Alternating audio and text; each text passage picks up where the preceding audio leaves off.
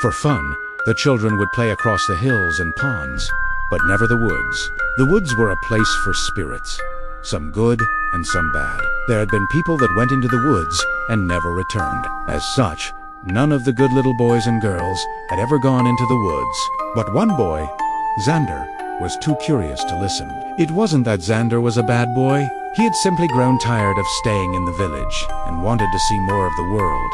So Xander, in the middle of the night, slipped out of his home and ventured into the woods. The woods were very dark and very quiet. He had been told that if you were to be quiet enough, you might even hear the forest's ghosts. But Xander had listened for a long time and heard nothing.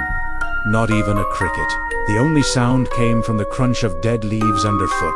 Then he began to notice that the farther into the woods he went, the stranger he felt. The silence became overwhelmingly loud. A mist had settled on the ground. That's when Xander heard a voice in the distance. It was muffled, but he could understand parts of what it was saying. "Go back," the voice echoed. Xander realized he must have been near the center of the wood. He could hear footsteps running towards him. He turned around and ran back the way he had gone. All the while, the voice continued to cry, "Go back." When Xander finally came back from the woods, he realized his home was different. As he walked up and down the streets, he was greeted by strange stone structures that could have been houses, but he wasn't sure. There was no one in sight. This wasn't the home he had left. Where had everyone gone? He wandered up and down the empty streets until he came to the square. The well should have been there, but instead, there was a crowd of people dressed in black robes. Something dark was bubbling in the center of the crowd. The black something oozed and bubbled until it rose above the crowd like a snake. Xander could see faces in the black, oily goop. Some were friends who had gone into the woods. They moaned and cried until voices became one horrible note. Then, every single eye on the black blob turned to look at him. A horrible voice echoed from within the blob. "Intruder." A pair of bright eyes, like two coins, appeared on the blob's head. Spindly arms sprouted from the blob.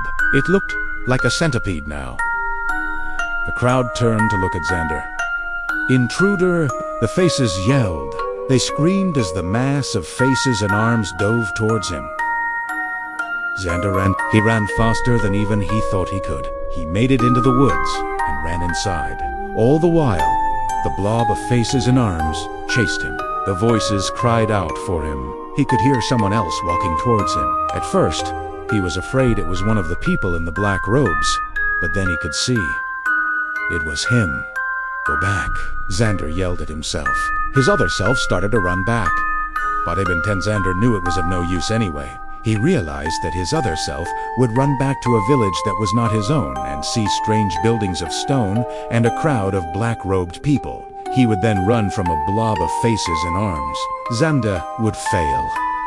Time and time again, forever trapped in this horrible loop, never able to escape.